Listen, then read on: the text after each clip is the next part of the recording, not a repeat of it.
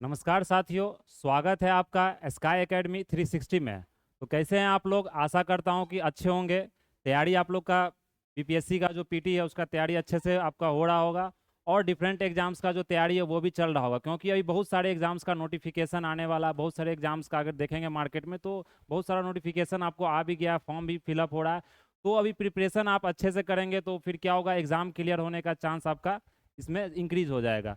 तो आज हमारा जो एंशियंट, जैसे हम लोग अभी एंशियंट लेक्चर को कंटिन्यू कर रहे हैं, जिसमें हमने जितना भी टॉपिक था वो सारा टॉपिक हमने डिस्कस किया। अब हमारा जो मेन इंपॉर्टेंट दो टॉपिक बचा हुआ है, जिसमें कि एक गुप्ता एज है जो कि इंपॉर्टेंट सेक्शन है आपको एंशियंट हिस्ट्री का, और एक हमारा है पोस्ट गुप्ता, जिसमें हम लोग देखेंगे हर्षवर्धना पीरियड में जो पुष्य गुप्ता डायनेस्टी है उसके बारे में। तो चलिए, आज का जो हमारा लेक्चर है वो है आपका गुप्ता डायनेस्टी से। तो गुप्ता, जिस तरह से मौर्यन डायनेस्टी हमने कल देखा था, अशोका द ग्रेट, जो एक बहुत महान मतलब सम्राट जो माना जाता है उनको, उनके बारे में कल डिस्कस किया था, मौर्यन एज के बारे में। तो आप लोगों ने अच्छे से रिवाइज किया होगा, उस लेक्चर को आपने देखा होगा। तो उसी तरीके से आज हमारा गुप्ता एज है, जो कि एक इम्पॉर्टेंट सेक्शन है आपको हिस्ट्री चैप्टर का। तो उससे रिलेटेड जितने भी फैक्ट्स है, जितने भी इंफॉर्मेशन है जो आपके एग्जाम के लिए इंपॉर्टेंट है, वो सारा फैक्ट्स हम लोग आज यहाँ डिस्कस करेंगे। तो चलिए शुरू करते हैं गुप्ता एज के बारे में। तो गुप्ता एज के बारे में अगर हम यहाँ डिस्कस करेंगे तो गुप्ता एज को क्या बोला जाता है? Golden age of India. क्या बोला जाता है इसे? Golden age of India. क्यों यह गोल्डन एज ऑफ इंडिया आपको बोला जाता है यहाँ पर गुप्ता एज को? क्योंकि इसमें क्या होता है कि मतलब जितने भी जो महान राइटर्स थे, हिस्टोरियन थे, चाहे वो पोएट्स थे, सब आपको गुप्ता एज में उनका जन्म हुआ था। और वो गुप्ता के जो कोर्ट्स था, जो कोर्ट्स आप जानते हैं, जो जो राज्य होता है, जो मतलब कि राजा का पूरा जो कोर्ट होता है, उसमें क्या होता है कि बहुत सारे मतलब मंत्री रहते हैं। तो वो सारे मंत्रीगण बहुत ही बुद्धिमान थे। और ऊपर से क्या था कि उन गुप्ता एज के समय बहुत सारा आर्किटेक्चर, टेम्पल, जो टेम्पल का आप कंसेप्ट देखते हैं वो गुप्ता एज में ही आपको शुरू हुआ। जो मतलब टेम्पल का स्ट्रक्चर देखते हैं वो मौर्यन एज तक आपको नहीं चला था। मौर्यन में आपने कहीं ना टेम्पल का स्ट्रक्चर नहीं, आपने स्तूपा सुना जो बुद्धिज्म को प्रमोट करने के लिए बनाया गया था, लेकिन आपने टेम्पल के बारे में नहीं सुना। तो गुप्ता एज से ही टेम्पल का स्ट्रक्चर आपको शुरू हुआ, इसलिए उसे गोल्डन पीरियड कहा जाता है। बहुत सारा आर्किटेक्चर, बहुत सारा पेंटिंग्स, बहुत सारा जो जैसे म्यूरल पेंटिंग्स होता है, जितना भी चित्रकारी बोल सकते हैं, या बहुत सारा जो आर्किटेक्चर आपको डेवलप हुआ, वो कब हुआ? गुप्ता एम्पायर में आपको शुरू, इसलिए इसे गोल्डन एज आपको बोला जाता है। किसका? एंशियंट इंडिया का। उसी तरह से मेडिएवल इंडिया का जो मुगल पीरियड था उसमें उसे गोल्डन बोला जाता है, उसमें आर्किटेक्चर आपको बहुत सारा डेवलप हुआ।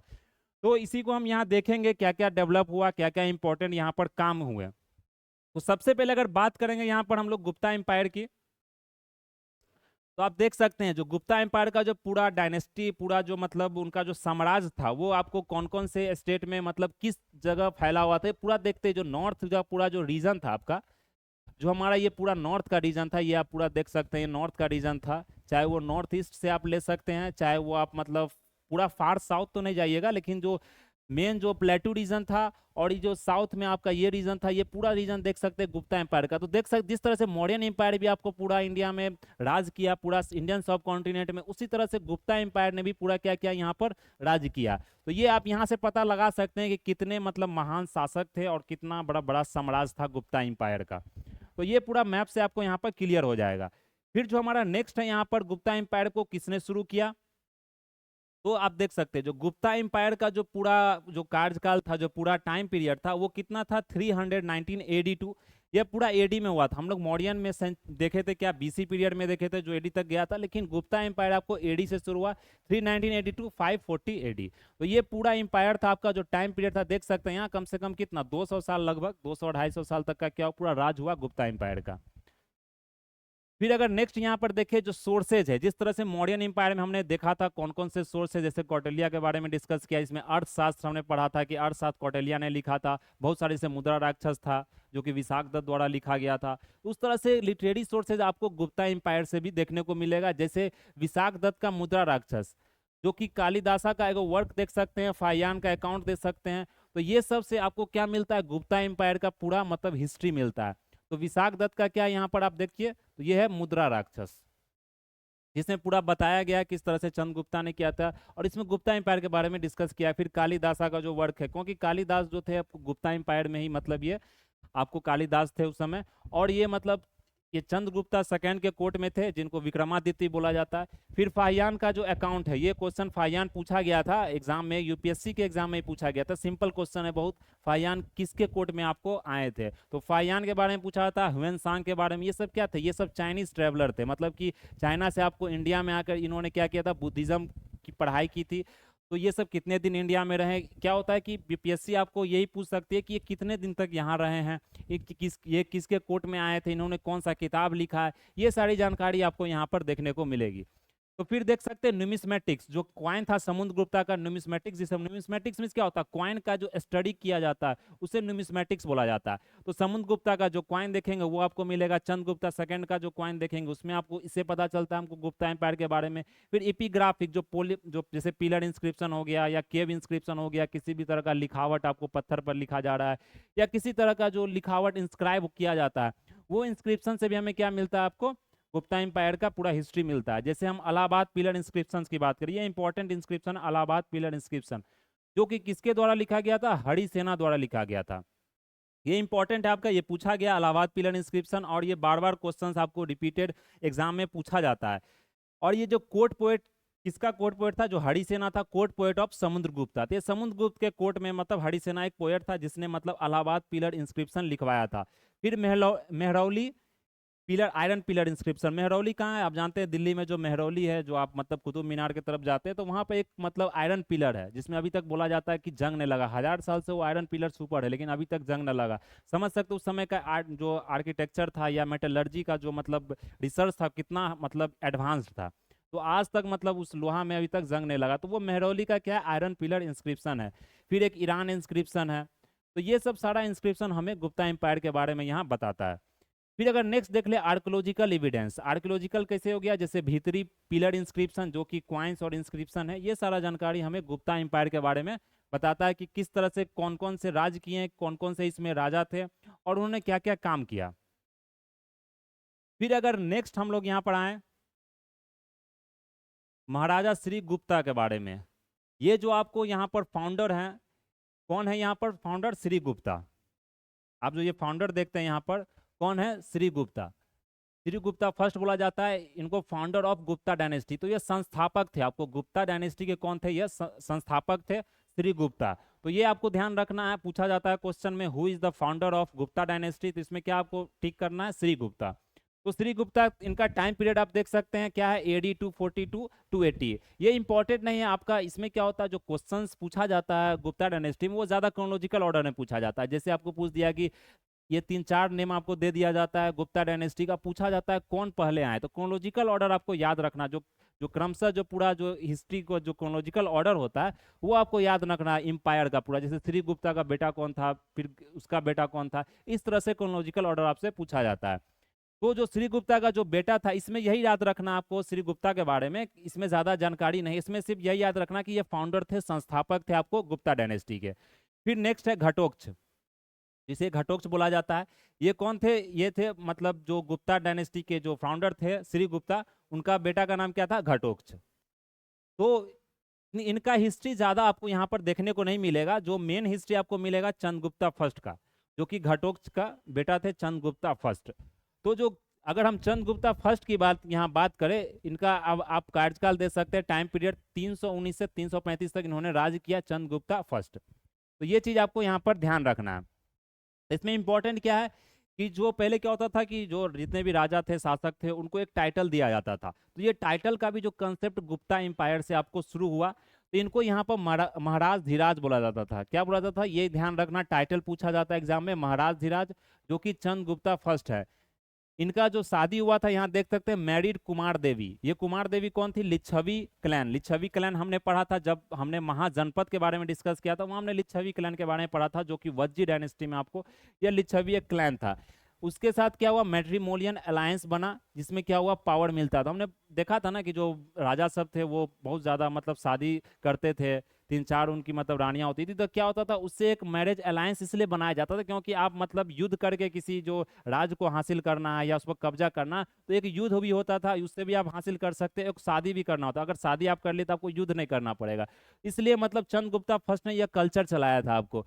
तो ये मतलब इन्होंने शादी किया वो किससे किया था, कुमार देवी से। इनका यहाँ पर क्वाइन भी मिला है, मतलब जो खोज खोज किया गया था हिस्ट्री में, तो क्वाइन भी मिला। उस क्वाइन में आपको कुमार देवी का भी मतलब आपको उसमें इमेज है, और चंद्रगुप्ता फर्स्ट का भी उसमें इमेज है। ये चीज आपको ध्यान रखना है। फिर जो गुप्ता एरा देख सकते हैं 319 से 320 आपको एडी से शुरू हुआ। मेनली जो गुप्ता एम्पायर का जो पूरा बोला जाता है प्रोपोगेशन, मतलब पूरा जो फैलाव हुआ, वो कब से हुआ आपको, मतलब चंद्रगुप्ता फर्स्ट के समय से ही हुआ था। तो ये चीज आपको यहाँ पर ध्यान रखनी है। फिर अगर नेक्स्ट हम लोग यहाँ पर देखें समुद्रगुप्ता के बारे में, तो ये मतलब चंद्रगुप्ता फर्स्ट के बेटा थे समुद्रगुप्ता। तो चंद्रगुप्ता और मौर्य और चंद्रगुप्ता फर्स्ट चंद्रगुप्ता सेकंड ये अलग नाम है, आप कंफ्यूज मत होइएगा। बहुत सारे स्टूडेंट मौर्य और चंद्रगुप्ता में कंफ्यूज हो जाते हैं, उनको लगता है एक ही नाम। नहीं, चंद्रगुप्ता फर्स्ट चंद्रगुप्ता सेकंड अलग है, चंद्रगुप्ता मौर्य आपको अलग है। फिर उसी तरह बिंदुसारा बिंबिसारा, ये सब आपको मिलते जुलते नाम लग रहे हैं, लेकिन आपको सावधान रहना है, कंफ्यूज नहीं होना है। इसलिए एग्जाम में आपको क्रोनोलॉजिकल ऑर्डर पूछा जाता है, बहुत सारे स्टूडेंट क्या करते हैं, कंफ्यूज कर जाते हैं। फिर नेक्स्ट हमारा कौन है, समुद्रगुप्ता। समुद्रगुप्ता को, ये समुद्रगुप्ता एक बहुत महान शासक ये भी रहे हैं आपको हिस्ट्री के, इतिहास के। अगर समुद्रगुप्ता का हम कार्यकाल देखें यहाँ पर 335 से 380 एडी, इनको क्या बोला जाता है यहाँ पर, नेपोलियन ऑफ इंडिया। नेपोलियन आप जानते हैं, नेपोलियन जो कि मतलब जो आपको वर्ल्ड हिस्ट्री अगर आप पढ़ेंगे, जो विश्व का पूरा इतिहास है, तो उसमें आप नेपोलियन का सुने होंगे। जो नेपोलियन जो फ्रांस का जो राजा था, उसने कभी हार नहीं माना था, कभी उसने कोई सा युद्ध नहीं हारा था। इसलिए समुद्रगुप्ता को नेपोलियन बोला जाता है। किसके द्वारा, वी ए स्मिथ, ये क्या था, एक हिस्टोरियन था वी ए स्मिथ, इसके द्वारा इसे नेपोलियन बोला जाता है। इसने कभी मतलब कोई भी युद्ध नहीं हारा। फिर अगर देखें तो ये अश्वमेध सेक्रीफाइस था। ये क्या होता है कि मतलब एक तरह का जो आप बोल सकते हैं, अश्वमेध क्या होता है कि मतलब घोड़ा को इसमें सेक्रीफाइस करवाया जाता है, इस तरह का एक मतलब यज्ञ होता है। इसने क्या किया था, वो यज्ञ करवाया था। देख सकते हैं उस समय से आपको हिंदू का जो कल्चर था, जो हिंदू का जो रिलीजियस एक्टिविटी था या रिचुअल्स था, वो आपको शुरू होने लग गया। फिर नेक्स्ट क्या है, patron of art and culture. इन्होंने आर्ट एंड कल्चर को बढ़ावा दिया। Also a musician and poet depicted on coins playing veena. तो ये मतलब एक जो क्वाइंस इनके समय जो शुरू हुआ था गुप्ता एम्पायर में, जो क्वाइंस था, उस क्वाइंस में देखा गया यहाँ पर जो ये क्वाइंस था, इस क्वाइंस में देखा गया कि मतलब ये वीणा मतलब चलाते हुए आपको नजर आए थे। तो ये सब आपको यहाँ बताया जाता है किसका, समुद्रगुप्ता के बारे में। फिर जो इलाहाबाद पिलर इंस्क्रिप्शन था जिसका हमने बात किया, किसके द्वारा लिखा गया था, ये नाम आपके लिए बहुत ज्यादा इंपॉर्टेंट है, हरिसेना। तो हरिसेना द्वारा जब यहाँ पर इलाहाबाद पिलर इंस्क्रिप्शन लिखाया गया, तो उसमें समुद्रगुप्ता का पूरा हिस्ट्री आपको बताया गया है। जिसमें कि आपको बताया गया 9 रूलर्स ऑफ आर्यवर्त, ये क्या कि 12 रूलर्स ऑफ दक्षिण पथ साउथ इंडिया के border state Nepal Assam etcetera. फिर अगर देख सकते हैं यहाँ पर फॉरेस्ट ट्राइब, फिर ओवर सीज स्टेट्स, तो ये सारा पर इन्होंने विजय प्राप्त किया था, उसके बारे में यहाँ बताया। कंकेस्ट के बारे में था, उन्होंने जितना जो साम्राज्य खड़ा किया था, जितना उसने विजय प्राप्त किया था, वो सारा चीज आपको इलाहाबाद पिलर इंस्क्रिप्शन में। ये इंपॉर्टेंट है, जिसे इलाहाबाद को अभी क्या नाम कर दिया गया, प्रयागराज। तो वहां पर ये पिलर है आपको जो कि इंस्क्राइब करवाया गया, तो किसके द्वारा, हरिसेना। ये कोर्ट पोएट थे किसके, समुद्रगुप्ता के। तो ये चीज आपको यहाँ पर ध्यान रखनी है। फिर नेक्स्ट हमारा है, नेक्स्ट अगर हम देखें यहाँ पर, तो नेक्स्ट है हमारा चंद्रगुप्ता सेकंड। ये भी एक महान शासक थे अपने समय में, इतिहास में इनको भी एक महान शासक बोला जाता है, चंद्रगुप्ता सेकंड। जिसका एक और नाम है, क्या नाम है, विक्रमादित्य। ये नाम आपको याद रखना है, क्योंकि एग्जाम में मेनली अगर देखेंगे तो ज्यादा विक्रमादित्य के बारे में ही पूछा जाता है कि विक्रमादित्य कौन थे। तो इन्होंने, इसको टाइटल मिला था विक्रमादित्य। ये साका रूलर को हराए थे। साका रूलर जो था उस समय का, वो भी एक मतलब सबसे बोला था शक्तिशाली एक साम्राज्य था साका रूलर का, उसको इसने हराया था, कौन, विक्रमादित्य ने। फिर जो विक्रमादित्य के जो कोर्ट में वो चाइनीज ट्रेवलर आपको शुरू हो गया ना, तो चाइनीज ट्रेवलर जो सबसे पहला विक्रमादित्य के जो कोर्ट में आए थे, नाम क्या था उनका, फाहियान। तो ये चीज आपको याद रखना है, ये चाइनीज ट्रेवलर थे, पिलग्रिम्स थे, जो इंडिया में विजिट करने आए थे। तो अगर visited India during his reign 399 to 414, इतना दिन यह यहाँ पर रुके। फिर चंद्रगुप्ता सेकंड जो है, चंद्रगुप्ता फर्स्ट अलग थे, ये चंद्रगुप्ता सेकंड है। इसमें यहाँ पर क्या प्रमोट हुआ, ट्रेड प्रमोट हुआ, कॉमर्स प्रमोट हुआ आपको, मतलब जो व्यापार था पूरा यहाँ पर बढ़ावा दिया गया आपको। तो जो चंद्रगुप्ता के जो कोर्ट में थे, ये जो आप यहाँ पर फोटो देख रहे हैं, ये फोटो मैंने इसलिए यहाँ पर लिया है कि इससे आपको पता चल जाएगा इनके मतलब कोर्ट में नवरत्ना, 9 रत्न बोला जाता है, जो ज्वेल्स, मतलब कि ये पूरा एक लिजेंडरी थे, मतलब इन ये स्कॉलर थे अपने अपने सब फील्ड में। कोई म्यूजिशियन थे, तो कोई आपको यहाँ पर जो आयुर्वेदा, जो आज के समय आप आयुर्वेदिक जो मेडिसिन देखते हैं, कोई उनके मतलब कि यहाँ पर जो खोज करने वाले थे, तो ये सारा अपने अपने फील्ड में एक लीजेंड थे। इसलिए ये सारा मतलब जितने भी आपको स्कॉलर थे ये प्रेजेंट थे किसके कोर्ट में, विक्रमादित्य के कोर्ट में, जो कि चंद्रगुप्ता सेकंड के नाम से आपको फेमस है। तो ये चीज आपको ध्यान रखना, इसलिए देख सकते हैं यहाँ पर 9 आपको यहाँ पर फोटो दिया गया है, तो ये चीज आप कभी भूलेंगे नहीं। तो ये देखते हैं, his court had the legendary Navaratnas 9 gems, जिनको 9 जेम्स भी बोला जाता है, इंक्लूडिंग कालिदास, अमर सिम्हा, वाड़ा मिहिर, धनवंतरी, शंकु, वेताल भट्ट, घट करपड़ा, सपनका और कहापनका। तो ये नाम आपको कम से कम 9 नाम यहाँ पर याद रखना है, क्योंकि एग्जाम में पूछा जाता है कि कौन कौन से लीजेंड, कौन कौन से नवरत्ना आपको विक्रमादित्य के कोर्ट में आपको प्रेजेंट रहते थे उस समय।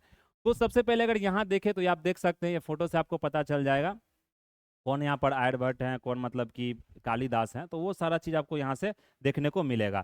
तो ये मतलब इनके नवरत्ना थे जो कि विक्रमादित्य के कोर्ट में प्रेजेंट थे। फिर अगर नेक्स्ट हम यहाँ पर कंटिन्यू करें स्लाइड को, तो आप देख सकते हैं यहाँ पर नेक्स्ट हमारा जो मतलब विक्रमादित्य के बाद जो नेक्स्ट रूलर था उनका नाम क्या था, यहाँ पर कुमार गुप्ता फर्स्ट। तो ये जो कुमार गुप्ता फर्स्ट था, ये इनका जो टाइम पीरियड की अगर हम बात करें तो टाइम पीरियड क्या था कुमार गुप्ता फर्स्ट का, 415 एडी से 455 एडी तक इनका टाइम पीरियड था। ज़्यादा इंपॉर्टेंट टाइम पीरियड नहीं है, पर आपको क्रोनोलॉजी याद रखना। सबसे पहले कौन थे राजा, सबसे पहला श्री गुप्ता, उनका बेटा का नाम क्या था घटोत्कच। फिर घटोत्कच का बेटा कौन था, यहाँ पर चंद्रगुप्ता, चंद्रगुप्ता फर्स्ट, फिर समुद्रगुप्ता, फिर समुद्रगुप्त का बेटा आप देखते हैं चंद्रगुप्ता सेकंड, जिसको विक्रमादित्य बोला जाता है। फिर आपको कुमार गुप्ता, कम से कम 5 से 6 आपका जो क्रोनोलॉजिकल ऑर्डर है वो आपको यहाँ पर ध्यान रखना है। एग्जाम में ये पूछा जा रहा और रिपीटेडली मतलब बार बार यह पूछा जाता है। गुप्ता एम्पायर एक मतलब इंटरेस्टिंग टॉपिक है, मतलब एग्जाम जो जो क्वेश्चन सेटर होते हैं वो हर एक साल क्वेश्चन आपको 1 न 2 क्वेश्चन आपको गुप्ता एम्पायर से पूछते हैं। तो सबसे जो इम्पोर्टेंट है नालंदा यूनिवर्सिटी, यहाँ पर ये पूछा जा रहा है एग्जाम में हर एक साल बीपीएससी में। अगर आप देखेंगे चाहे 68 का बीपीएससी देख ले, 69 का देख ले, तो वो जो पूरा बिहार लोक सेवा आयोग में जो क्वेश्चन जो पूछा जाता है, ये नालंदा यूनिवर्सिटी के बारे में ये रिपीटेडली पूछा जाता है। ये सबको पता होता है, फिर भी ये क्वेश्चन पूछा जाता है। कुछ क्वेश्चन क्या होता है कि आपको पता होना चाहिए, क्योंकि सारे स्टूडेंट्स को वो जानकारी होता है। जैसे नालंदा यूनिवर्सिटी के बारे में, विक्रमशिला यूनिवर्सिटी का, ये बिहार का एक प्रमुख मतलब यूनिवर्सिटी है जिसको आप रिवाइव किया गया अभी के समय नालंदा यूनिवर्सिटी को। आप बताइएगा नालंदा यूनिवर्सिटी का अभी वाइस चांसलर कौन है, चांसलर कौन है, यह मतलब करंट अफेयर्स का न्यूज है, ये पूछा भी गया एग्जाम में। तो ये नालंदा यूनिवर्सिटी को अभी रिवाइव किया गया। उस समय नालंदा यूनिवर्सिटी गुप्ता एम्पायर के समय में बताया जाता है कि जो नालंदा यूनिवर्सिटी था उसका जो अगर आप देखें तो वो वर्ल्ड में मतलब पूरे विश्व की बात करें तो विश्व में सबसे बड़ा यूनिवर्सिटी था। उसमें जितना भी स्ट्रीम हो सकता है, जितना भी डिसिप्लिन हो सकता है, जितना भी सब्जेक्ट हो सकता है विषय, वो सारा विषय का पढ़ाई उसमें कराया, चाहे वो एस्ट्रोलॉजी की बात हो, चाहे मेडिसिन की बात हो, चाहे आयुर्वेदिक की बात हो, साइंस का, मतलब सारा फील्ड का उसमें पढ़ाई होता था। जो नालंदा यूनिवर्सिटी को जब जलाया गया था खलजी बख्तियार खलजी द्वारा, तो बोला जाता है कि 3 से 6 महीना तक वो इतना बड़ा लाइब्रेरी था उसके अंदर कि वो पूरा लाइब्रेरी आपको 3 महीना 6 महीना तक वो जलते रह गया। समझ सकते हैं नालंदा यूनिवर्सिटी कितना बड़ा यूनिवर्सिटी था आज के। इसलिए अभी देखेंगे तो जो सेंट्रल गवर्नमेंट है, चाहे वो मतलब या नीतीश कुमार जो हमारे चीफ मिनिस्टर ऑनरेबल, तो देखेंगे अभी नालंदा यूनिवर्सिटी को उन्होंने रिवाइव किया है। फिर से यूनिवर्सिटी में आपको एडमिशन शुरू हो गया, जो ऑफलाइन क्लासेज आपको यहाँ पर चलते हैं। तो नालंदा यूनिवर्सिटी एक बहुत बड़ा यूनिवर्सिटी है, इसलिए आपको ये इंपॉर्टेंट हो जाता है। हमारे मतलब जो बिहार के जितने भी एग्जाम्स होते हैं वो नालंदा यूनिवर्सिटी का एक ना क्वेश्चन आपको विक्रमशिला का या नालंदा का या उदंतापुरी, ये सारा क्वेश्चन आपसे एक पूछा जाता है। फिर अगर कुमार गुप्ता की बात करें तो इन्होंने टाइटल क्या लिया था, यहाँ पर महेंद्र आदित्य, ये टाइटल इनको दिया गया था। ये आपको लॉर्ड कार्तिकेय के मतलब वर्शिपर थे, पूजा करते थे, गॉड ऑफ वार जिनको बोला जाता है। इन्होंने क्वाइन इशू किया था कार्तिकेय इमेज से, तो ये मतलब जिन भगवान का पूजा करते थे कार्तिकेय इमेज का, गॉड कार्तिकेय का, उनका यहाँ पर क्या इमेज भी आपको इसने क्वाइन पर आपको मतलब कि बनवाया था। तो ये चीज आपको यहाँ पर ध्यान रखना। तो इसमें हमने वही फैक्ट्स यहाँ पर डिस्कस किया जो फैक्ट्स हमारे एग्जाम के लिए इंपॉर्टेंट है, जो फैक्ट्स हमारे पीटी एग्जाम्स के लिए, जो आपका 1 डे एग्जाम होता है, चाहे वो यूपीएससी हो बीपीएससी हो, मतलब किसी तरह का एग्जाम में आपको इससे ज़्यादा इन्फॉर्मेशन एंशियंट में गुप्ता एम्पायर से नहीं पूछा जाता। आप क्वेश्चन भी प्रीवियस ईयर्स का चेक कर सकते हैं, और जो इन्फॉर्मेशन एडिशनल होगा वो हम सब एमसीक्यू सीरीज जब शुरू करेंगे तो वहाँ आपसे डिस्कस कराया जाएगा। फिर जो नेक्स्ट अगर हम देखें यहाँ पर स्लाइड को अगर आगे लेकर चलते हैं तो नेक्स्ट है हमारा स्कंद गुप्ता। कुमार गुप्ता के बाद कौन है, स्कंद गुप्ता। स्कंद गुप्ता की अगर बात करें तो ये हुना को भगाया था, मतलब हुना से इसने लड़ा था। हुनाज भी मतलब एक बोल सकते हैं कि क्रूर मतलब एक शासक हुआ करता था, ये जो पूरा मतलब कि हुना जो एम्पायर था, इसने इंडिया को बहुत ज़्यादा मतलब कि आक्रमण किया था। उस समय स्कंद गुप्ता ने बचाया था। फिर ये लास्ट गुप्ता रूलर थे, ग्रेट रूलर, मतलब लास्ट ये नहीं था लेकिन ये ग्रेट रूलर था, जिसने मतलब इसके बाद जितना भी आपको सक्सेसर आया, इसके बाद जितना भी इसका बेटा जो भी आया, वो सब वीक रूलर था, आपको उतना अच्छा से मतलब कि गुप्ता एम्पायर को वो संभाल नहीं पाया। फिर अगर आफ्टर हिज डेथ देखते तो गुप्ता एम्पायर क्या हो गया, डिक्लाइन हो गया, बहुत जल्दी से डिक्लाइन हो, क्योंकि वो शासक जितना भी उस गुप्ता स्कंद गुप्ता के बाद आया वो उतना ज्यादा महान, उतना ज्यादा मतलब शक्तिशाली वो शासक नहीं था। डिक्लाइन रैपिडली ड्यू टू हुना इन्वेजन्स एंड वीक सक्सेसर। तो देख सकते हैं सक्सेसर वीक था और हुना का जो इन्वेजन था उसके कारण क्या हुआ, ये डिक्लाइन होना आपको शुरू हो गया। तो ये चीज आपको यहाँ पर क्या करना है, याद रखना है। फिर अगर नेक्स्ट हम लोग यहाँ बात करें, अगर नेक्स्ट हम लोग यहाँ पर स्लाइड को देखें तो ये हमारा पूरा गुप्ता एम्पायर का मतलब जितने भी जो रूलर्स थे, वो इतना रूलर्स आपको याद रखना पूरा मतलब कि सक्सेसर वीक सक्सेसर नहीं पूछा जाता एग्जाम में, आपको 5 से 6 जो मतलब एम्पायर का जो मेन मेन आपको रूलर हैं, वो रूलर का नाम आपको यहाँ पर ध्यान रखना। तो इतना बात आप यहाँ पर समझ गए। फिर नेक्स्ट हमारा है गुप्ता एडमिनिस्ट्रेशन। इनका एडमिनिस्ट्रेशन कैसे चलता था, जो पूरा जो राज रजवाड़ा वो किस तरह से चलता था, ये पूरा एडमिनिस्ट्रेशन के बारे में बताया जाता है। तो गुप्ता एडमिनिस्ट्रेशन की बात करें तो हाईली सेंट्रलाइज था। क्या होता है एग्जाम में, यहाँ जो क्वेश्चन क्या आता है कि मतलब कि कभी एक आपको ऑप्शन दे दिया गया हाईली सेंट्रलाइज था या डिसेंट्रलाइज था। जैसे आज आप देखते हैं गवर्नमेंट का 3 फॉर्म होता है, चाहे वो पंचायती राज हो, चाहे वो मतलब स्टेट गवर्नमेंट हो, मंडल हो, चाहे वो मतलब प्रमुख हो, चाहे वो सेंट्रल गवर्नमेंट हो। तो ये पूरा उस समय बटा हुआ नहीं था, उस समय क्या था, सेंट्रलाइज एडमिनिस्ट्रेशन था। पूरा जो कंट्रोल होता था वो आपको राजा के अंदर कंट्रोल होता था, किंग के अंदर में कंट्रोल होता था। फिर किंग के अंदर में क्या था, अमात्याज, जिसे मिनिस्टर्स यहाँ पर जो मतलब कंट्रोल करते थे किंग के नीचे, वो मिनिस्टर का नाम था अमात्यास थे, महादंड नायका। तो ये सब मिनिस्टर्स थे आपको जो कि कंट्रोल करते थे। फिर देख सकते हैं किंगडम को किस भाग में बांटा गया था, किंगडम को प्रोविंस में। जैसे एक पूरा ये मत समझ, आज के समय समझ लिए एक भारत हो गया, फिर भारत को आपको क्या गया, भारत को विभिन्न मतलब जो राज्य है, मतलब डिफरेंट स्टेट्स में आपको बांटा गया, जैसे प्रोविंसेस बोल सकते हैं, भुक्तीस बोल सकते हैं। ये नाम आपको यहाँ पर भुक्तीस याद रखना है, क्योंकि क्या होता है एग्जाम में आपसे ये प्रोविंसेस नहीं, क्योंकि यह तो सब जानता है प्रोविंसेस में जो स्टेट होता है, लेकिन क्या पूछ देता है क्रोनोलॉजिकल ऑर्डर की किंगडम के बाद कौन सा चीज आएगा, तो भुक्तीस आएगा। उसके बाद क्या था, विस्यास। तो विस्याज को क्या बोला था, यहाँ पर एक डिस्ट्रिक्ट के रूप में आप इसे समझ सकते हैं, लेकिन इसका जो मतलब जो कंट्रोलर होता था विस्याज का डिस्ट्रिक्ट का, उसे बोला जाता था विस्यापति। फिर जो भुक्तिस का कंट्रोलर होता था उसे क्या बोला जाता था, गवर्नर या उपाधिका बोला जाता था। ये चीज आप यहाँ पर ध्यान, इसलिए मैंने यहाँ पर फिगर एक ले लिया, जिससे क्या हो गया आपको एक क्रोनोलॉजिकल ऑर्डर यहाँ पर याद हो जाए।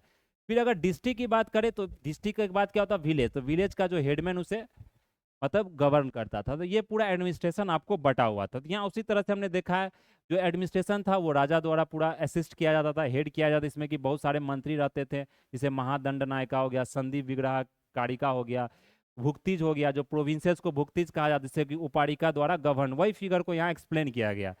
फिर देखिए तो यहाँ पर क्या है, भुक्तिज डिवाइडेड इंटू विस्याज। विस्याज मीन्स क्या हो गया, डिस्ट्रिक्ट। भुक्तिज क्या होता है, डिस्ट्रिक्ट में डिवाइड होता था, गवर्नड बाय विस्यापति। विस्यापति द्वारा यह गवर्न किया था, village administration through local bodies. तो मैं पंचायती राज सिस्टम टाइप का समय कोई चीज था, उससे क्या होता था, विलेज का जो गांव का जो पूरा यहाँ पर गवर्न आपको विलेज को किया जाता था। तो ये जानकारी आपको यहाँ पर याद रखना है। फिर अगर नेक्स्ट हम लोग आगे बढ़े तो यहाँ पर मिलिट्री आप ऑर्गेनाइजेशंस को देख सकते हैं, क्योंकि ये इतना बड़ा साम्राज्य था। तो मिलिट्री ऑर्गेनाइजेशंस तो आपको लगेगा जो आर्मी का जो जरूरत होता है वो आर्मी को आपको मतलब कि रखना पड़ेगा, क्योंकि क्या होता है पूरा साम्राज्य को भी आपको बचाना है, बाहरी आक्रमण से, जो फॉरेन इन्वेडर्स होता है उससे भी आपको बचाना है। तो ये बचाने के लिए मिलिट्री ऑर्गेनाइजेशन उस समय गुप्ता एम्पायर का बहुत मतलब शक्तिशाली मतलब मिलिट्री ऑर्गेनाइजेशन था आपको। तो देखते हैं यहाँ पर क्या लिखा गया मिलिट्री ऑर्गेनाइजेशन की अगर बात करें तो इसमें आपको कैवेलरी में क्या होता है, जो घुड़सवार सैनिक होते हैं, मतलब जो घोड़ा पर जो सैनिक रहते हैं उसको कैवेलरी बोला जाता है। फिर अगर यहाँ देखें एलिफेंट्स, मतलब कि उस समय हाथी, क्योंकि आप जानते हैं कि उस समय जो समतल जगह तो वहाँ हाथी आपको बहुत पाया जाता था। हाथी पर भी देख सकते हैं बहुत सारे सेना आपको, हाथी वाला भी मतलब सेना होता था। तो ये आपको उस समय मतलब कि गुप्ता एम्पायर में सेना मौजूद था। फिर आयरन का भी यूज किया था वेपन्स बनाने के लिए। तो आयरन का जब यूज आज के समय में आयरन का यूज देखते हैं, वेपन्स में क्या होता है आधा से ज्यादा एल्यूमिनियम आयरन स्टील का यूज होता है। तो जब से आयरन का खोज हुआ तब से आर्मी का जो स्ट्रेंथ था, जो आर्मी का पावर था, वो आपको बहुत तेजी से क्या हुआ, बढ़ गया। तो ये चीज आपको यहाँ पर ध्यान रखनी है। फिर अगर नेक्स्ट हम लोग यहाँ बात करें रिवेन्यू सिस्टम का, तो अगर रिवेन्यू सिस्टम की हम लोग यहाँ पर बात करते हैं तो रिवेन्यू सिस्टम में क्या था, आपको लैंड रिवेन्यू मेन सोर्स था एग्रीकल्चर का।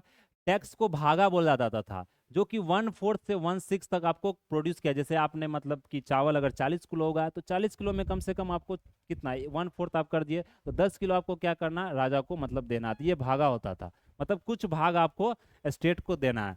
अदर टैक्सेस क्या था, भोगा, बाली और करा। तो ये सब सारा टैक्स का नाम है, आपसे पूछा जाता है एग्जाम में कि भोगा, बाली, करा ये क्या चीज डिनोट करता है, ये क्या चीज है इसमें, मतलब किस संबंध, किस मतलब कि कंटेक्स्ट में इसके बारे में पूछा जाता है। तो ये आपको याद रखना, ये सब क्या है, टैक्स है, जो कि गुप्ता एम्पायर में आपको लागू किया जाता था। तो ये चीज आपको यहाँ पर ध्यान रखनी है। फिर नेक्स्ट अगर हम यहाँ देखें इकोनॉमी में, तो एग्रीकल्चर जानते हैं, एग्रीकल्चर यहाँ पर इंपॉर्टेंट इकोनॉमिक जो स्ट्रक्चर था, इकोनॉमिक मतलब की सेक्टर था आपको। फिर नेक्स्ट है एग्रीकल्चर और ट्रेड फल, मतलब बहुत तेजी से आपको बढ़ा। इंटरनल एंड फॉरेन ट्रेड भी आपको बढ़ा, रोमन से हमारा ट्रेड होता था। इंपायर जैसे चाइना, साउथ ईस्ट एशिया, ये सारा कंट्री से हमारा ट्रेड हो। इसलिए आप देखेंगे कि सब इंपायर में आपको बहुत सारे जो, चाहे ट्रैवलर हो, चाहे बहुत सारा मतलब कि आपको देखे होंगे कि जो कोर्ट में बहुत सारे एम्बेसडर भी आपको मिलेंगे। तो ये सब इसलिए होता था कि ट्रेड हमारा बहुत सारा विदेशी जितने भी मतलब कंट्री थे वहां से भी होता था। फिर गोल्ड कॉइन्स का आपका यूज होता था गुप्ता एम्पायर में। तो उससे यह पता चलता है गुप्ता एम्पायर एक बहुत मतलब फ्लरिश्ड एम्पायर था, बहुत सारा उसमें ट्रेड होता था, एग्रीकल्चर का प्रोडक्शन बहुत ज़्यादा था। इस और जो गोल्ड कॉइन्स को किस नाम से जाना जाता है, दिनाराज। याद रखना आपको, दिनार भी इसको बोल सकते हैं, दिनाराज नाम से इसको जाना जाता है। तो ये मतलब टाउन्स और सिटीज़ का क्या हुआ, डेवलपमेंट भी हुआ उस समय में। तो ये सब इंपॉर्टेंट इन्फॉर्मेशन है, ज़्यादा इन्फॉर्मेशन नहीं है। इसे आप देख से 2 बार अगर स्लाइड को यहाँ पर रिवाइज करते हैं तो ये इन्फॉर्मेशन आपको याद हो जाएगा। फिर अगर देखें सोसाइटी के बारे में, तो यहाँ पर देख सकते हैं फिगर में, ये सोसाइटी 4 मतलब वर्ण में बटा हुआ था। हमने वर्ण की बात की थी जब महाजनपद के बारे में पढ़ा था, लेटर वैदिक पीरियड के बारे में पढ़ा था। तो ये आप देख सकते हैं, तो सोसाइटी में वर्णा सिस्टम आपको बहुत ज़्यादा रिजिड हो गया। जो वर्णा सिस्टम था वो बहुत ज़्यादा क्या हुआ, रिजिड हो गया, कठोर हो गया। पोजीशंस ऑफ वुमेन डिक्लाइंड, जो मतलब कि बोल सकते हैं जो महिलाओं का जो पोजीशन था, जो स्टेटस था, वो डिक्लाइन होते गया धीरे धीरे। फिर सती जो था, सती का जो प्रैक्टिस आप जानते हैं वो गुप्ता एम्पायर में शुरू हो गया। फिर चाइल्ड मैरिज, जो मतलब कि बाल विवाह होता है, वो भी आपको यहाँ पर शुरू हो गया गुप्ता एम्पायर में। तो ये चीज़ आपको ध्यान रखना, शक्ति का हमें एविडेंस भी मिला है गुप्ता एम्पायर से। चाइल्ड मैरिज भी आपको शुरू हो गया, वर्ना सिस्टम क्या हो गया वहाँ पर, ज़्यादा रिजिड हो गया। तो देख सकते हैं वर्ना सिस्टम में हमने बात की थी उस दिन की कौन कौन वर्ना थे, 4 वर्ना थे, जिसमें आपको ब्राह्मण्स, क्षत्रियाज, वैश्याज और शूद्राज। तो देख सकते हैं ब्राह्मण का क्या क्या होता है, प्रिस्ट और टीचर्स, वो पढ़ाने लिखाने का या पूजा पाठ किसी तरह का रिचुअल्स एक्टिविटी को कराने का काम करते थे। किंग्स और वेरियर्स का क्या होता था, मतलब वो राज करते थे, जो मतलब पूरा साम्राज्य होता, साम्राज्य की रक्षा करना होता था। एग्रीकल्चरिस्ट और मर्चेंट्स का काम क्या होता, जो कि वैश्य कम्युनिटी से थे, वो सारा जो मतलब एग्रीकल्चर का काम हो गया या व्यापार का काम हो गया, वो सारा वैश्य कम्युनिटी का होता था। और जो लेबर का जितना भी काम देख सकते हैं, वो तीनों वर्णा को ये सर्व किया करता था। तो ये लेबर सर्वेंट्स जितने भी थे वो आपको शूद्राज कम्युनिटीज में आते थे। तो ये 4 वर्णा आपने उस दिन अच्छे से समझा था, तो ये आपको यहाँ पर ध्यान रखना है। फिर नेक्स्ट हमारा रिलीजन। रिलीजन में क्या हुआ था उस समय, आपको ब्राह्मण, जो ब्राह्मणिज्म का क्या हुआ, रिवाइवल हो गया, बुद्धिज्म का डिक्लाइन हो गया। क्योंकि गुप्ता एम्पायर मेनली आपको हिंदुइज्म को ज़्यादा प्रमोट करता था, वो हिंदू धर्म को ज़्यादा प्रमोट करता था, ज़्यादा बढ़ावा देता था। बुद्धिज्म का अशोका ने बढ़ावा दिया था, इसलिए बुद्धिज्म सबसे ज़्यादा जो मतलब आपको फ्लरिश्ड हुआ, सबसे ज़्यादा जो प्रमोट किया गया, वो किसके समय किया गया, अशोका के समय में किया गया। लेकिन यहाँ पर अगर देखिए तो ब्राह्मण जो मतलब कि हिंदुइज्म का जो सबसे ज़्यादा रिवाइवल किया गया, वो किस समय किया गया था, किसके समय किया गया था, गुप्ता एम्पायर के समय किया गया था। उस समय विष्णु जो भगवान है, वैष्णविज्म का, आपको वैष्णविज्म में क्या होता है, इसमें विष्णु जी का, जो विष्णु भगवान है उनका पूजा किया जाता है। शैविज्म में क्या किया जाता, शिव जी का पूजा किया जाता। और शक्ति, जो शक्तिज्म है, उसमें मतलब जैसे हम दुर्गा गॉड का पूजा करते हैं, तो बहुत सारी देवी देवताओं को पूजा करते हैं, वो सब आपको शुरू हो गया। और तांत्रिसिज्म, जो तांत्रिज्म होता है, मतलब जो जितना भी जादू टोना, ब्लैक मैजिक, ये सब सारा चीज आपको गुप्ता एम्पायर में शुरू हो गया। तो मेनली ये मेंस के लिए ज्यादा इंपॉर्टेंट है, फिर भी आप गुप्ता एम्पायर से अगर पूछा जा रहा है किस तरह का ऑप्शन बनाया जा रहा है, तो ये ऑप्शन आप क्या कर सकते हैं, यहाँ पर गलत नहीं करिएगा, क्योंकि ये सारा चीज आपको यहाँ पर डिस्कस करा दिया गया है। फिर अगर नेक्स्ट हम लोग यहाँ डिस्कस करें आर्ट एंड आर्किटेक्चर, तो गुप्ता एम्पायर को जो गोल्डन एज बोला जाता है वो किसके संदर्भ में बोला जाता है, क्यों बोला जाता है, ये हमने डिस्कस किया। आर्ट और आर्किटेक्चर उस समय का बहुत ज्यादा मतलब कि एडवांस था, समझे। जैसे कि आप देख सकते हैं यहाँ पर उस समय आर्ट आर्टिस्ट से गोल्डन एज क्या बोला, उसे क्या बोला जाता है यहाँ पर, गोल्डन एज बोला जाता है। जैसे कि नगाड़ा स्टाइल क्या है कि टेम्पल का स्टाइल है, जो आप बिहार का टेम्पल या नॉर्थ स्टेट का जितना भी आप मंदिर देखते हैं वो आप देखते हैं इस शेप में होता है। जो मंदिर का जो शेप होता है आप देख सकते हैं इस शेप में क्या होता है, यहाँ पर मंदिर आपको होता है, ये आप देख सकते हैं क्या होता है, मंदिर इस शेप में होता है, तो इसे नगाड़ा स्टाइल बोला जाता है। वही आप अगर साउथ में जाएगा तो देखिएगा मंदिर का उसको द्रविड़ा स्टाइल बोला जाता है। वो मतलब उसका अलग शेप होता है, उसका विमान होता है, वो बहुत बड़ा था, दो दो सतल्ला वो दिखेगा वो मंदिर का, तो वो उसे द्रविड़न स्टाइल बोला जाता है। तो ये हम लोग आर्ट एंड आर्किटेक्चर वाला जो क्लास करेंगे उसमें ये डिफरेंस पढ़ लेंगे। तो इतना ही आपको ध्यान रखना है कि गुप्ता एज में मंदिरों का बहुत ज़्यादा डेवलपमेंट हुआ, मंदिर मंदिर बहुत सारा बनाए गए। जैसे आप देखते हैं 10 अवतार टेम्पल, ये क्या है, देवगढ़ में है। भीतर गांव टेम्पल कहाँ है, कानपुर में है। केव आर्किटेक्चर का यहाँ डेवलपमेंट हुआ, जैसे बुद्धिज्म को उसमें मतलब फ्लरिश्ड मिला, बुद्धिज्म रहने लगे उसमें। फिर अजंता और इलोरा केव्स आपको वहाँ पर देखने को मिलेगा। जैसे अजंता इलोरा इलोरा केव्स आप देख सकते हैं, ये पेंटिंग्स है, आपको जो म्यूरल पेंटिंग्स है जो दीवार पर आपको बनाया जाता है वो सारा पेंटिंग्स आपको यहाँ पर देखने को मिलेगा। फिर आपको स्कल्पचर की बात करें तो सारनाथ बुद्धा जो गुप्ता स्टाइल में है ये बनाया गया, यूपी में आपको है। फिर स्टैंडिंग बुद्धा स्टैचू मथुरा और सारनाथ में यह देखने को मिलेगा। फिर अगर पेंटिंग्स की बात करें तो अजंता के पेंटिंग्स है, जो कि जातका टेल्स बुद्धा, जातका टेल्स हमने बात किया था कि बुद्धा का जो प्रीवियस लाइफ बर्थ था उसने उसके बारे में यहाँ बताया जाता है। फिर हमारा है यूज ऑफ नेचुरल डाइज और फ्रेस्को टेक्निक्स, ये टेक्निक्स आपको यहाँ पर यूज किया जाता है। ये ज़्यादा इंपॉर्टेंट नहीं, टेक्निक्स क्या होता है वो मेंस का टॉपिक है। मेन आपको याद रखना कि पेंटिंग और कल्चर का यहाँ बहुत ज़्यादा डेवलपमेंट हुआ, बहुत ज़्यादा आर्किटेक्चर का डेवलपमेंट हुआ, टेम्पल का डेवलपमेंट हुआ, इसलिए इसे क्या बोला जाता है, golden age of Gupta empire बोला जाता है। फिर अगर नेक्स्ट यहाँ पर हम डिस्कस करें, नेक्स्ट था साइंस एंड टेक्नोलॉजी। तो साइंस टेक्नोलॉजी की अगर हम बात करें, यहाँ पर साइंस टेक्नोलॉजी भी बहुत आपको यहाँ पर आगे बढ़ावा दिया गया। तो आर्यभट्ट, उस समय आर्यभट्ट भी आपको कोर्ट पोएट, मतलब कि उस समय आर्यभट्ट मतलब कि जो गुप्ता एम्पायर में ही आर्यभट्ट थे। तो आर्यभट्ट ने, आप जानते हैं कि जो हमारा बोला जाता है जीरो का जो कंसेप्ट था वो इंडिया ही ने दिया। जो शून्य, जो जीरो का जो कंसेप्ट है, खोज है, वो इंडिया ही ने किया था, आर्यभट्ट द्वारा किया गया था। उसने पाई का भी वैल्यू दिया, जो आप पाई बोलते हैं ना 22/7 का जो वो मान निकाल, तो वो पहले समझ सकते उसी समय होता। आज हम लोग बोलते हैं कि ये विदेशी का जो मतलब खोज है, इसने ये उसी समय का, भले ये किताब मतलब कि नहीं है, आपको उस एविडेंस नहीं मिल पा रहा, लेकिन यह एविडेंस आपको मतलब कहाँ से मिला, गुप्ता एम्पायर से मिला। तो उस समय समझ सकते हैं कि साइंस कितना ज़्यादा एडवांस था। फिर कॉन्सेप्ट ऑफ जीरो भी दिया गया। फिर वारामहिर द्वारा आपको बृहद संहिता लिखा गया, जो कि एस्ट्रोनॉमी का किताब है। मेडिसिन का किताब आयुर्वेदा भी मिला, उसमें मेटलर्जी का ही मिलेगा, जो कि आयरन पिलर कहाँ है, दिल्ली में, हमने बताया अभी, वो रस्ट रेसिस्टेंट है। समझ सकते हैं कि मतलब 300 AD का जो चीज़ है, जो आज हम लोग 2025 में जी रहे हैं, तो 2025 और या 300, मतलब समझिए ना कि 3000 साल से वो मतलब आयरन पिलर आपको खड़ा है कहाँ, दिल्ली में। फिर भी वो आयरन पिलर आपको आज तक मतलब रस्ट नहीं लगा, रस्ट फ्री। अभी तक साइंटिस्ट मतलब उस तरह का रस्ट फ्री आयरन पिलर या किसी तरह का ब्रिज नहीं बना सकी जैसा गुप्ता एम्पायर में बनाया गया था। ये सबसे एडवांस आपको स्टेज था, इसलिए इसे golden period of the empire बोला जाता है। ये देख सकते हैं, ये फिगर आपको यहाँ पर दिया गया है। तो अब हम क्या करेंगे, यहाँ पर जो इम्पोर्टेंट जो मतलब ऑफिसर्स थे गुप्ता एम्पायर में, जैसे मौर्यन एम्पायर में हमने देखा था, उस ऑफिसर्स का जो संस्कृत नेम था वो देखेंगे, और उसका मीनिंग क्या होता है।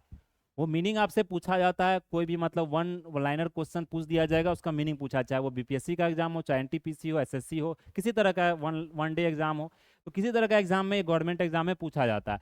तो अगर सबसे पहले हम ऑफिसर्स का नाम देखें, और इतना ही ऑफिसर्स आपको यहाँ पर ध्यान में रखना है, तो क्या है, सबसे पहला महाबाल अधिकारता। तो ये जो महाबाल अधिकारता यहाँ पर जो सबसे पहले है, तो इसको कमांडर इन चीफ बोला, क्या बोला था, कमांडर इन चीफ, ये पहले ऑफिसर थे। फिर सेकंड क्या है, महादंड नायिका। तो दंड से आप समझ सकते हैं, इसे याद रखना, चीफ जस्टिस, जो मतलब जज सजा देते हैं, उस समय जज को बोला जाता था महादंड नायिका। फिर तीसरा क्या था, महाप्रतिहारा, इसे मेंटेनेंस ऑफ रॉयल पैलेस, जो मतलब राज्य को पूरा जो मेंटेनेंस करते थे उनको यहाँ पर महाप्रतिहारा बोला जाता था।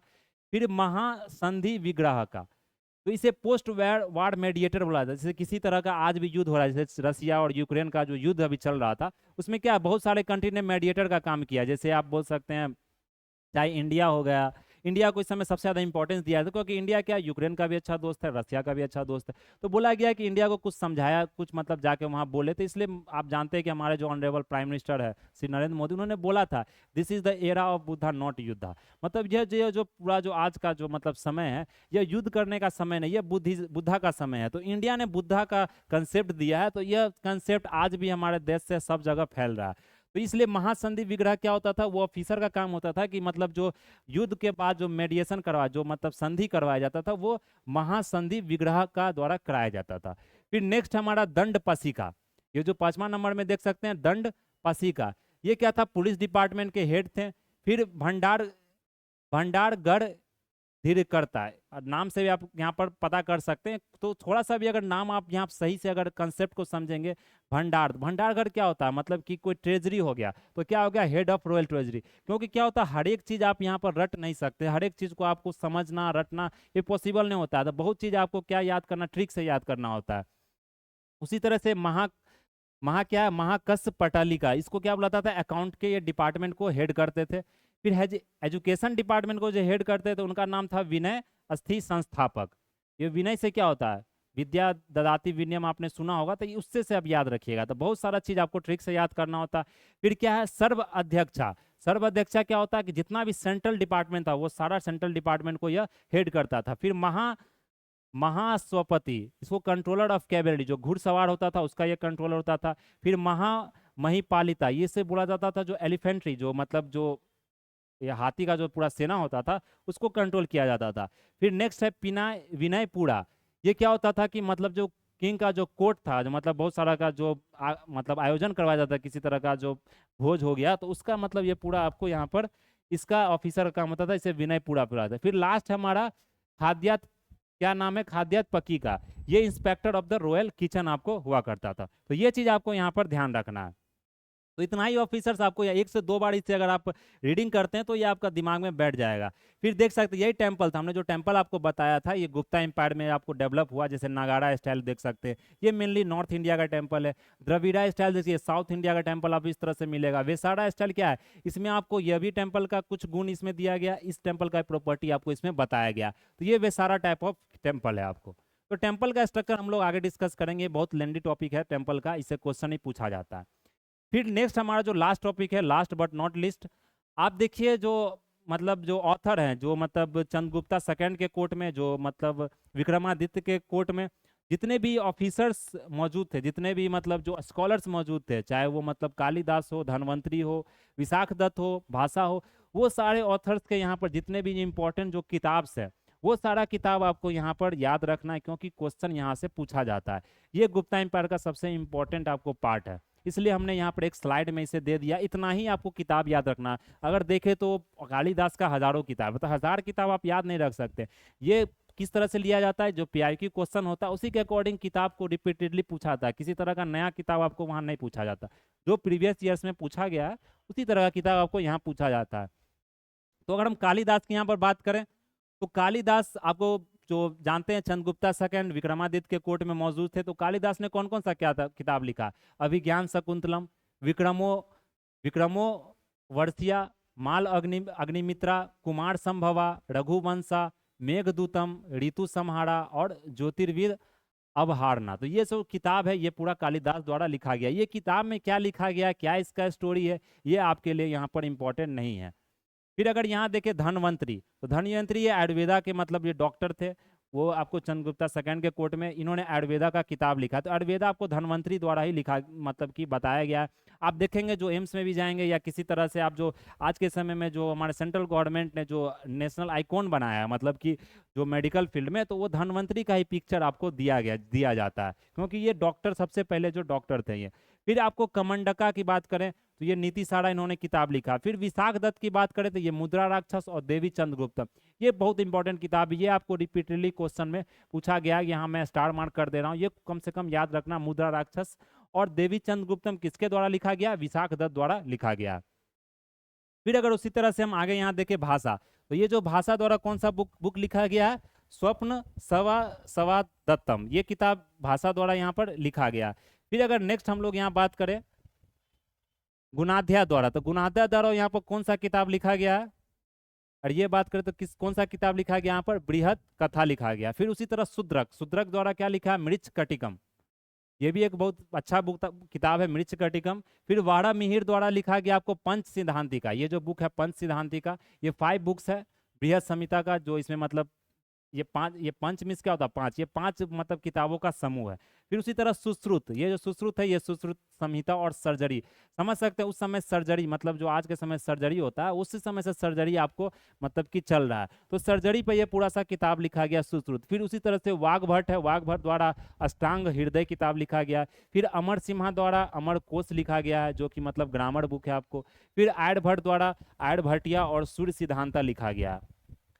फिर उसी तरह से ब्रह्मगुप्ता द्वारा कौन सा किताब लिखा गया? ब्रह्म स्फुट सिद्धांता। तो ये मतलब आपको यहाँ पर ध्यान रखना। तो इतने सारे जो कोर्ट पोएट थे, जो स्कॉलर्स थे, उनका किताब आपको यहाँ पर याद रखना होगा। इसमें कोई चारा नहीं, ये चीज आपको याद करना ही पड़ेगा, करना पड़ेगा, क्योंकि यहाँ से क्वेश्चन आपसे पूछा जाता है। तो इस चीज को आप यहाँ पर याद रख सकते हैं।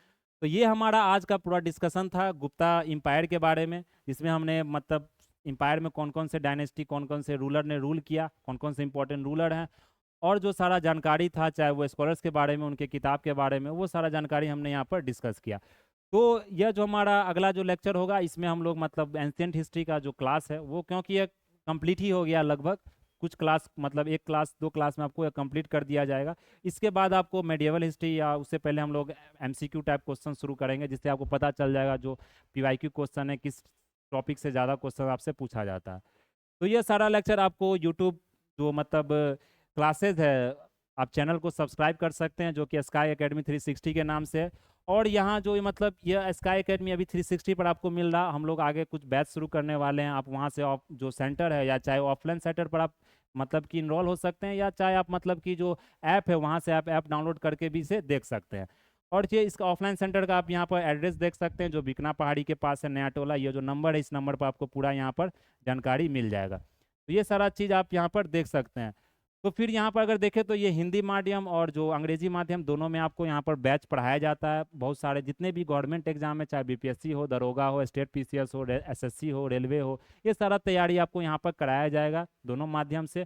और जो जितना भी टेस्ट सीरीज हो चाहे स्टडी मटेरियल हो, सारा चीज़ आपको यहाँ पर प्रोवाइड कराया जाएगा। तो ये स्लाइड का जो पीपीटी है जो मतलब आपको मतलब पीडीएफ है, वो पीडीएफ आपको प्रोवाइड कराया जाएगा, लिंक डिस्क्रिप्शन में, वहाँ से आप इसे ज्वाइन कर सकते हैं। तो ये देख सकते हैं यही चीज़ आपको यहाँ पर बताया जा रहा है। तो आज के लिए हम लोग इतना ही रहने देते हैं। जो हमारा नेक्स्ट लेक्चर होगा उसमें हम लोग आगे के क्लास डिस्कस करेंगे। तो कैसा लगा लेक्चर आप लोग ज़रूर कमेंट करके बताइए। चैनल को सब्सक्राइब, अपने दोस्तों के साथ इसे शेयर ज़रूर करें, और बताइए लेक्चर आपको कैसा लगा। तो आज के लिए इतना ही रहने देते हैं। That's all for today. Thank you. जय हिंद, जय भारत।